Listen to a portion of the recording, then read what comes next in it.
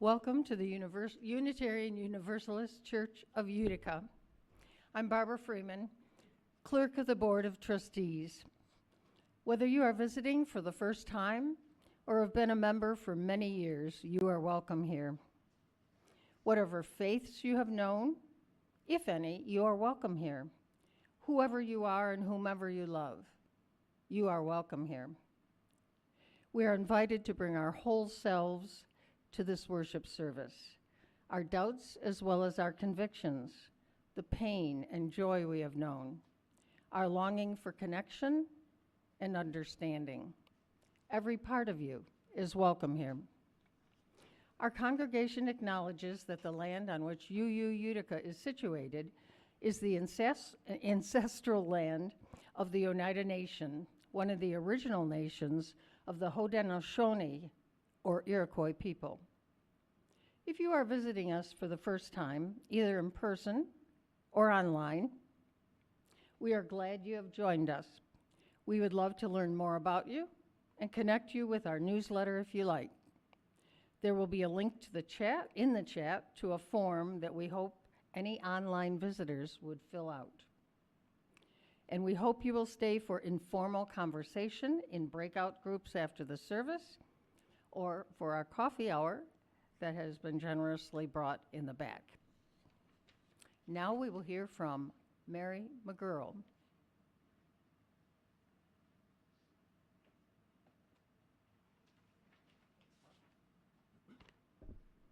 Good morning.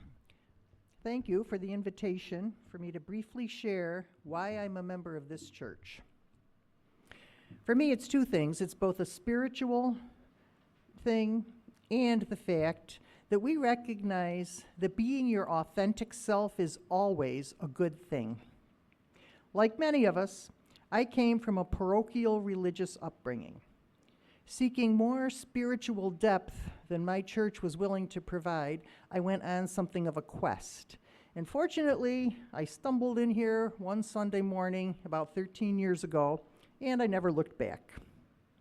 I was so impressed at the respect for all religious traditions as depicted on the back wall, the icons of all various faiths. So I stuck around to see if it was real.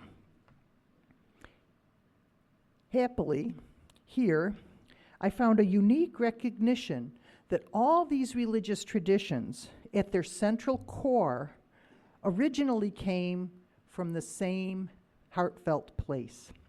And I have a great appreciation for that. And really, a lot of what we do here is also part of the mission of many of these faiths, if not all. That being said, the UU Church does it like no other. Here, we recognize and honor the common base of all spiritual expression, whether Abrahamic, Eastern, earth-based, humanist, atheist, if you're a mystic like me, if you're agnostic, a theist, all of the above, none of the above. In this church, the understanding is, dude, it's all driven by the same thing. And quite simply, that's love. What a concept. Love without exclusion, love without judgment. Now that is a church. And from what I can see, a deeply spiritual church that remains true to its core. Here, you don't have to be like everybody to be loved by everybody. Now, because we are all different, our priorities of how we express our inner spirit will be different, which is not only good, it's important. And this church nurtures and promotes all of it. This church doesn't just give lip service. It encourages actual service in whatever direction the Spirit moves in each of us. It's beautiful. It's like being in a bunch of wildflowers. For example, for some, that love expresses in caring tenderly for one another. Look at the caring crew. For another, that love expresses in caring tenderly for the earth. You got your green sanctuary people. You got your climate action people. You got your people planting trees out in Utica. All this. For others, That love gives energy to a number of inclusion and social justice activities, and not just the ones we sponsor, but also encourages participation in things like Utica's raising of the LGBTQ flag, or the Jewish temple's erection of their reproductive freedom banner, or participating in the protest against inner city violence. And so it goes. Again, all promoted and nurtured by this church. This church does not have a list of acceptable behaviors required to be considered a good person. Instead, it says to us, here are things you may choose to do to live out the spirit of love within you as you are so moved. Big difference. And one last thing. Look around at everybody here. We're kind of sparsely populated here today, but look around. And online people, look at each other on the Zoom. Don't we just have the most sincere affection for one another? Don't we? I mean, it's fun to be here with you people. So in closing, I can only say that for me, my spirit has happily found a home in this wonderfully diverse place where we all grow together in a spirit of love. Thank you.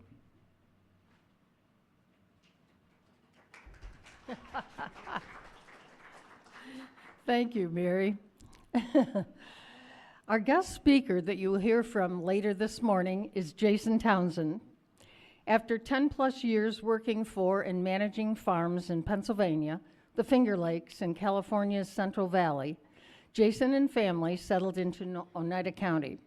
Jason is a farmer with a passion for producing high quality, sustainable, local food as a foil against corporate, resource depleting, nutrient poor food.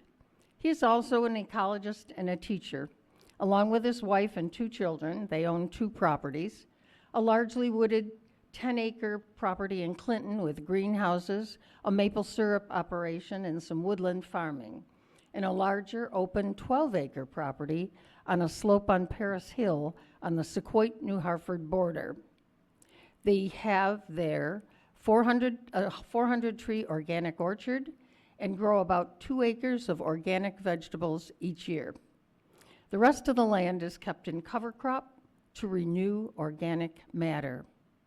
They can be found locally at the Oneida Public Market, the Clinton's Farmers Market, and through online ordering with pickup locally in New Hartford. So we look forward to hearing from him later. Let us open our hearts and minds to the experience of community and the wisdom of love.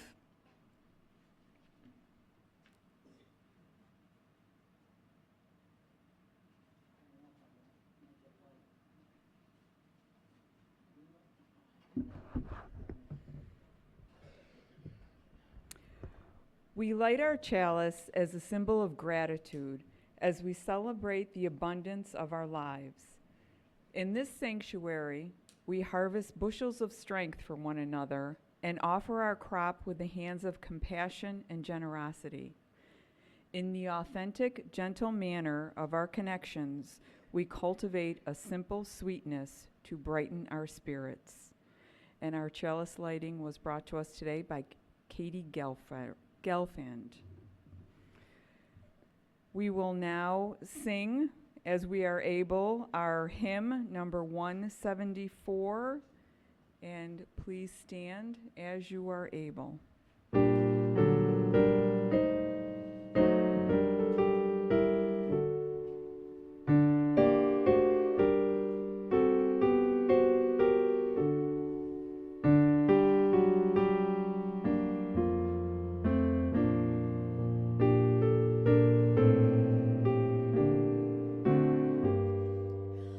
Oh, worthy was the passing fair from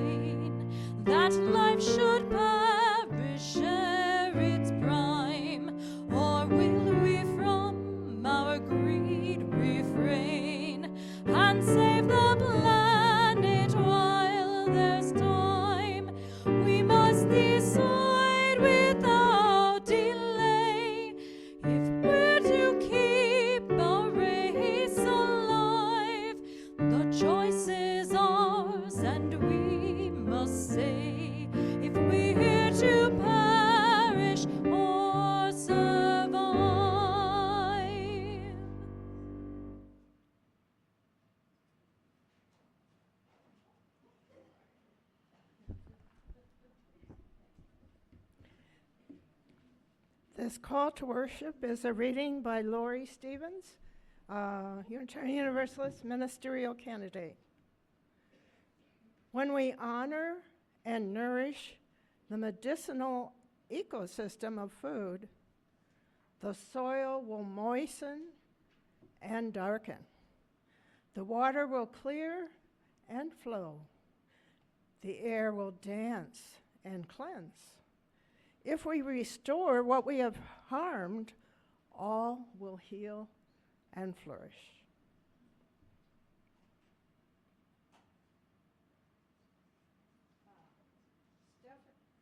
Stephanie will be reading to all of us who are young at heart.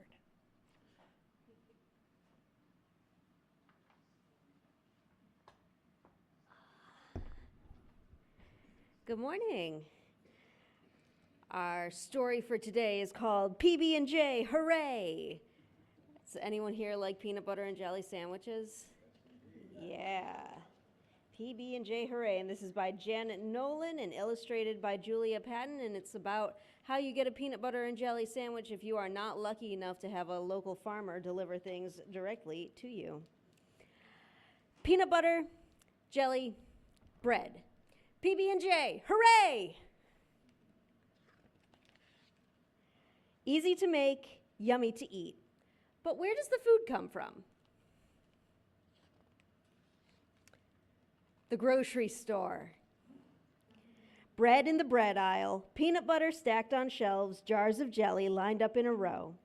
Put it in a shopping cart, pay on the way out. Carry into kitchens where sandwiches are made. PB&J, hooray! But where does the grocery store get the food? Y'all can join me on the PB&J hooray. That would be fine. Delivery trucks. Truck drivers pull up to the loading dock at the grocery store. Bread in the bread aisle, peanut butter stacked on shelves, jars of jelly lined up in a row, put in a shopping cart, pay on the way out. Carry into kitchens where sandwiches are made. PB&J, hooray! Thank you. But where did the delivery trucks get the food? Bakeries and factories. Bread is baked in bakeries. Flour, yeast, eggs, knead, rise, bake. Peanut butter is made in peanut butter making factory. Shell the peanuts, roast, then grind, some for crunch, more for smooth. Jelly is made in jelly making factories. Concord grapes, fresh off the vine, cook, strain, pour, seal with a lid on top. Truck drivers pick up the bakeries and factories, then pull up to the loading dock at the grocery store. Bread in the bread aisle, peanut butter stacked on shelves, jars of jelly lined up in a row, put in a shopping cart, pay on the way out. Carry into the kitchens where sandwiches are made. PB&J, hooray! But where do the bakeries and factories get the ingredients to make the food? Farmers' fields. Flour comes from stalks of wheat that grow in long, straight rows. Peanuts grow in soil. Grapes grow on vines. Sunshine, rain, harvest time. Deliver crops to bakeries that bake and factories that make. Truck drivers pick up at bakeries and factories, then pull up to the loading dock at the grocery store. Bread in the bread aisle, peanut butter stacked on shelves, jars of jelly lined up in a row, put in the shopping cart, pay on the way out. Carry into kitchens where sandwiches are made. PB&J, hooray! But where do farmers get their crops to grow? Seeds. Farmers plant seeds in soil so wheat, peanuts, and bunches of grapes will grow. So where do bread, peanut butter, and jelly come from? Seeds are planted, crops grow, bakeries bake, factories make. Truck drivers pull up at bakeries and factories, pull up to the loading dock at the grocery store, bread in the bread aisle, peanut butter stacked on shelves, jars of jelly lined up in a row, put in a shopping cart, pay on the way out. Carry into kitchens where sandwiches are made. Peanut butter, jelly, bread. It's finally time to say, PB&J, hooray! The end. Thank you. That was an excellent interactive story by Janet Nolan and pictures by Julia Patton. PB&J, hooray.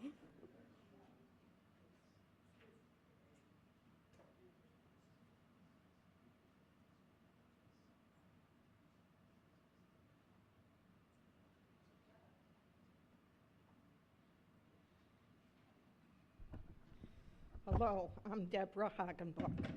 I brought with me today Sally Carmen's book. Many of you may remember, some of you perhaps do not know. This is available on Amazon, and a portion of the profits are dedicated to this church for the work of the Green Sanctuary Committee. The title is Combat Climate Change While Eating Well. So please look for it. Our own Sally spent, I don't know how long on this, but a long time.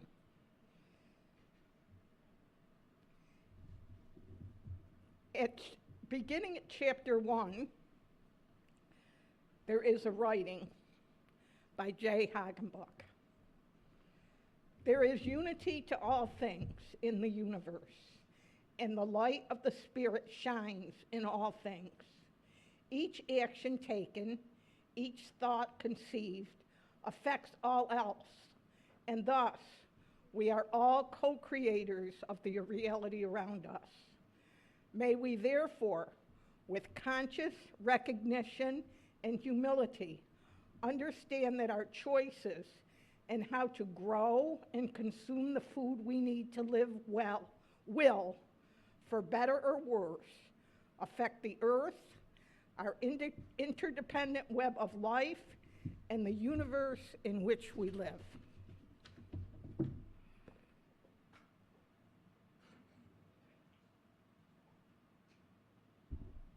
All right, thank you, Deborah, and the whole climate action team, who you're going to see a lot of faces from during this service. But right now, I am pleased to bring up our guest speaker and the owner of my local CSA, Jason Townsend.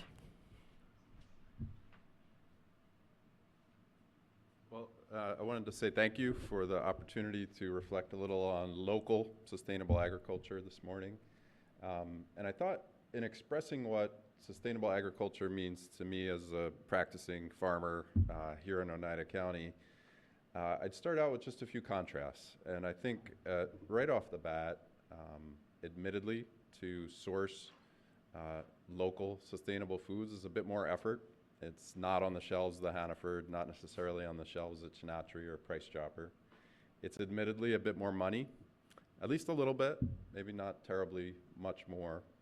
But I think that when we weigh the social, environmental, personal health, and animal welfare costs of what is easily available on the shelves at the common supermarket, it's well worth that little bit of extra effort.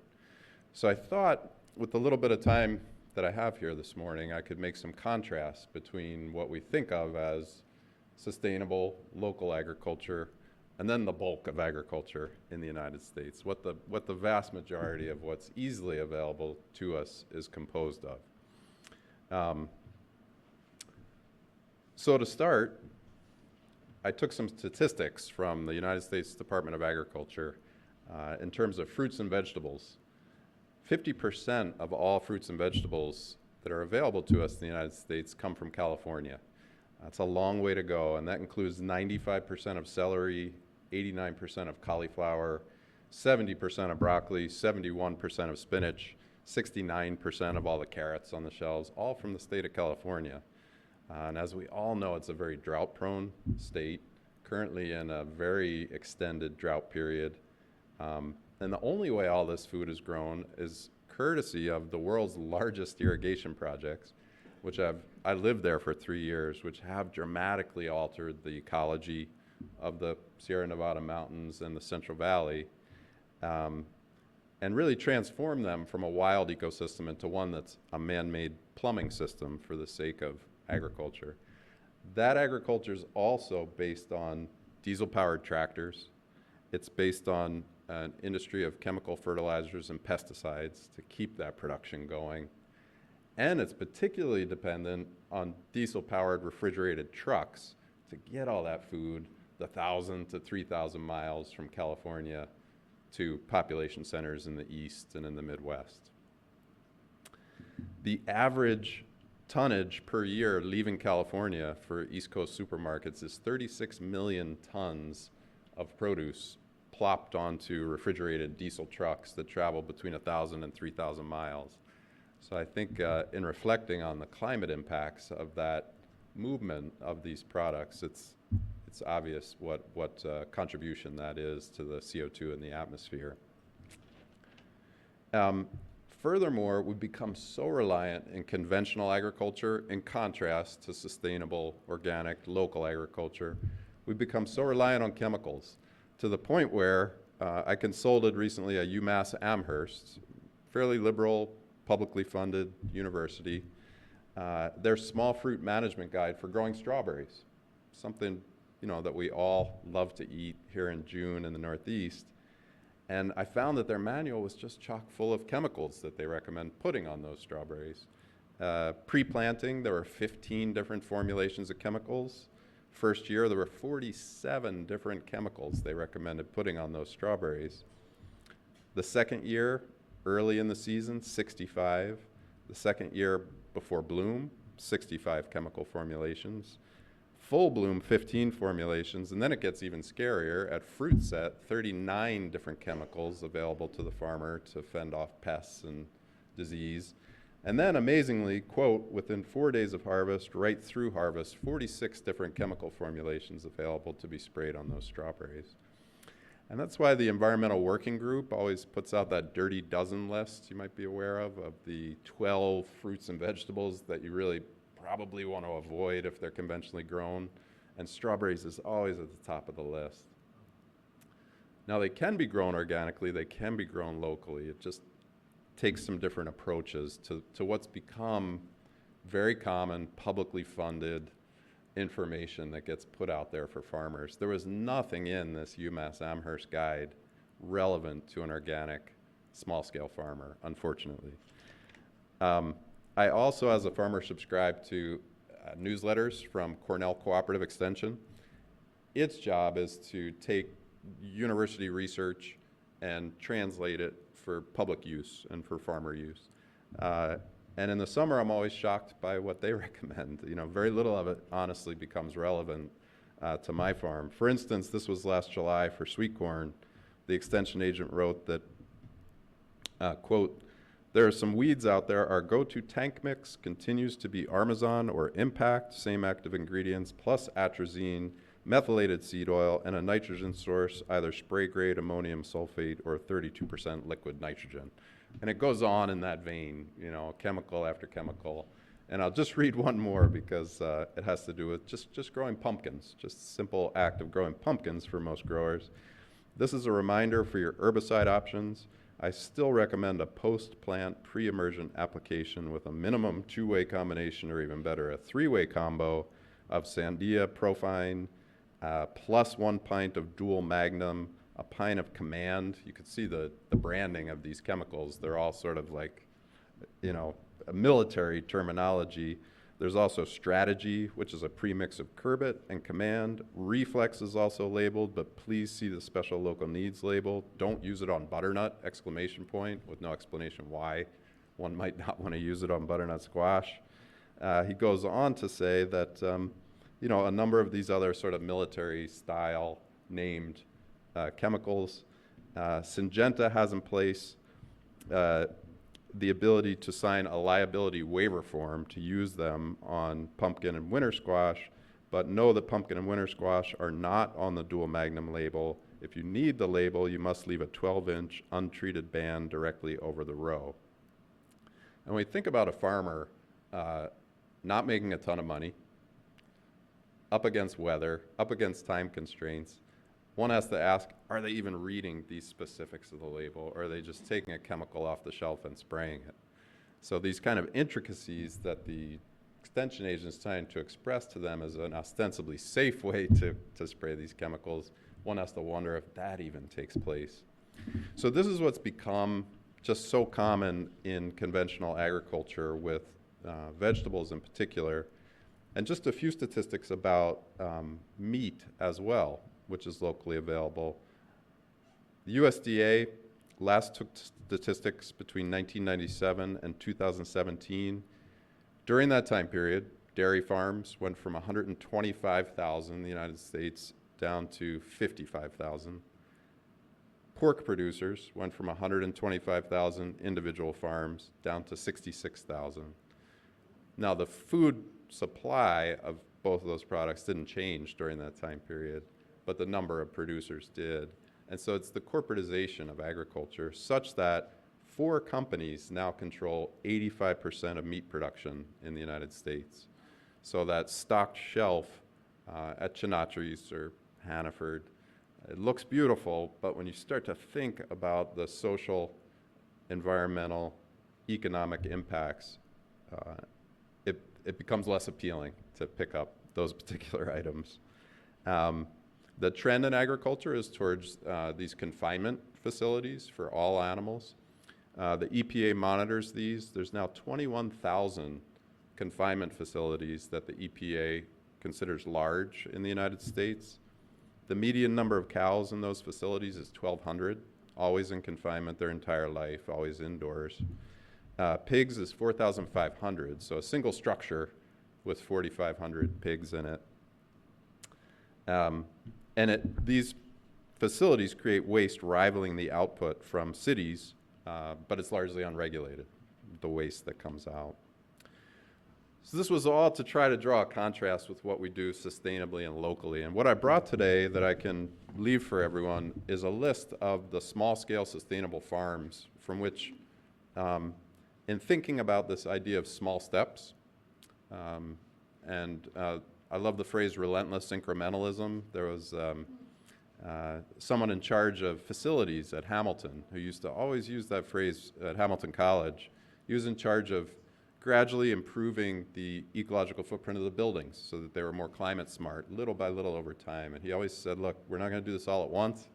It's small steps, relentless incrementalism. He constantly used that phrase. And so, locally, there are community-supported agriculture programs. There are numbers of producers of meats that exclusively use pasture and local resources to feed their animals, and they do so in a humane way. And there are several markets for ordering local foods. So I tried to just make a one-pager that would be available with web links and everything that perhaps could be a resource for anyone wanting to reach out and support local farmers. And I can say from experience, we need more customers. We, all of us are seeking new outlets for our products. We're seeking new enterprises. We're in it for the long run. The folks I've put on this list are very committed, and they're all within a half an hour of the church here. And I think the one thing I'd like to do just to wrap up would be, in contrast to all those sort of ghastly statistics of conventional agriculture, this is just some material from the Northeast Organic Farming Association in New York, and it's a pledge that every organic farmer takes. And so in contrast, organic farmers pledge to bridge and maintain healthy soils, serve the health of soil, people, and nature by rejecting the use of synthetic insecticides, treat livestock humanely by providing pasture and access to the outdoors, handle raw manure and soil amendments with care, support agricultural markets and infrastructures that enable small farms to thrive, conserve natural resources, including the atmosphere and climate, maximize nutritional value of food and feed by practicing careful post-harvest handling, practice minimal processing of all food products to preserve nutritional value, ensure food safety, reduce the ecological footprint of farms and homes by limiting energy use and converting to renewable sources of energy, reduce food miles by selling locally and regionally, create beneficial habitat for wildlife and encourage biodiversity, preserve farmland, share and develop farming skills, use ethical business practices, pay a living wage, treat family members and farm workers with respect, work in cooperation with other farmers, encourage the distribution of unsold but edible food to people who need it, and sustain the land in healthy conditions for future generations. So those are lofty goals, and I would say that everyone on this list, everyone I know locally, creating their own small farm and marketing it locally, is trying to follow those precepts and work against all the garbage that I listed off statistically from the USDA to start with. So thanks for the chance to talk about this. I'm happy to share this list of resources with everybody.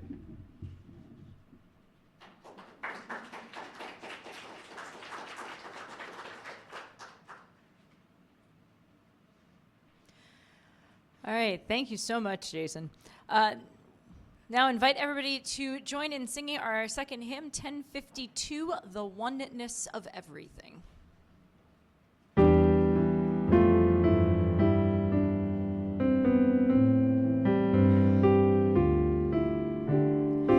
Far beyond the grasp of hands, or light to meet the eye, past the reaches of the mind, there find the key to nature's harmony in an architecture so entwined.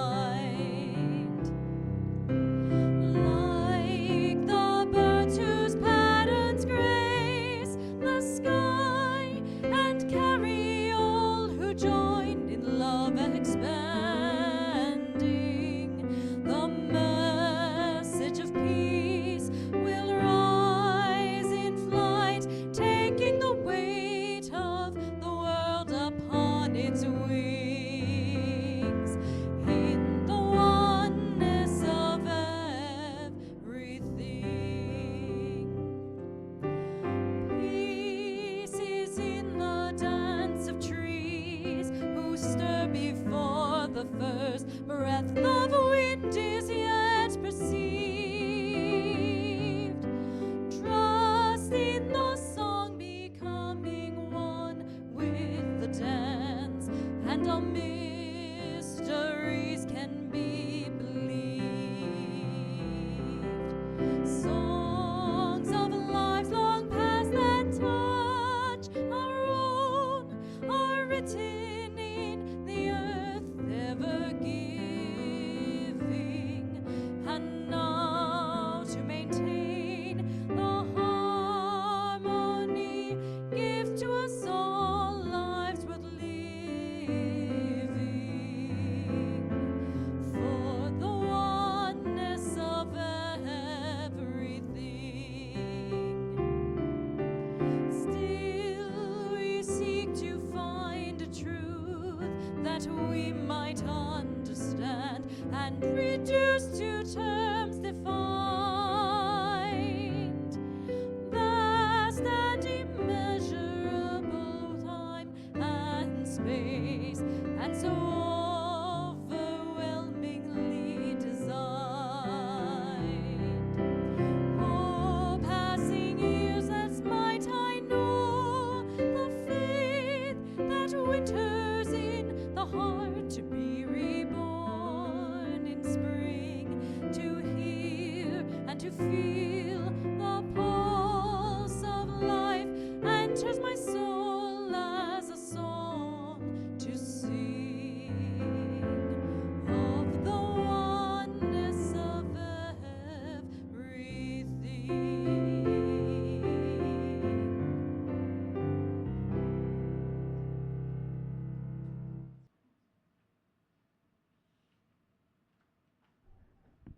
For the offering, I have a reading by Katie Gelfand.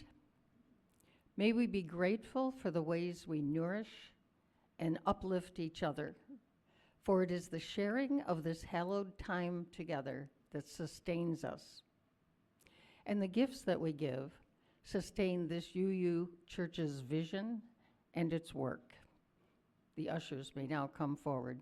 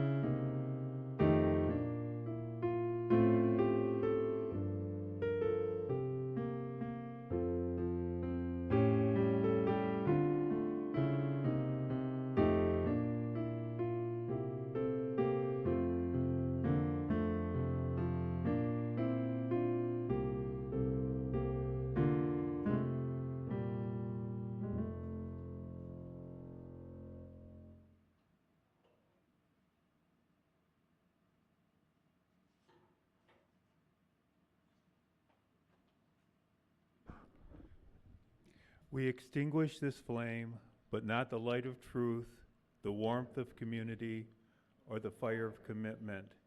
These we carry in our hearts until we meet again.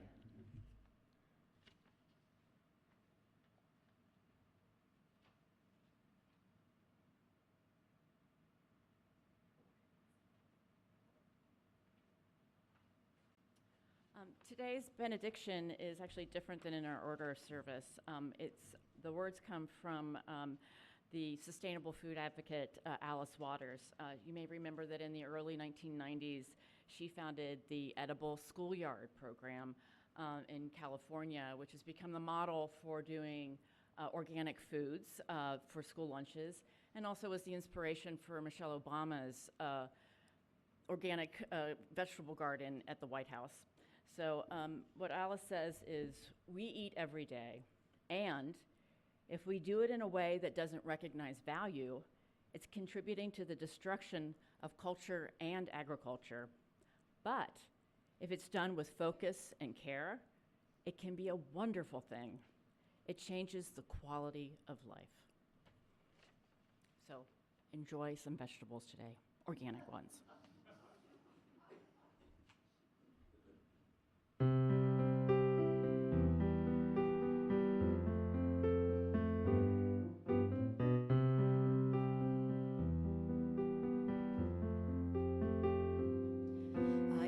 Trees of green, red roses too. I see them bloom for me and you, and I think to myself, what a wonderful world. I see skies of blue, clouds of white, the bright, blessed day, the dark, sacred night, and I think to myself, what a wonderful world.